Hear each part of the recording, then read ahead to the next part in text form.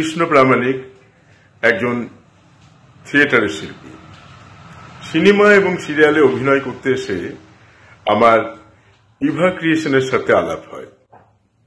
Eva creation কলকাতার number 1 একটি casting agency. ওনাদের কাছে আসার পর ওনারা একটা অডিশন দিতে বলেন।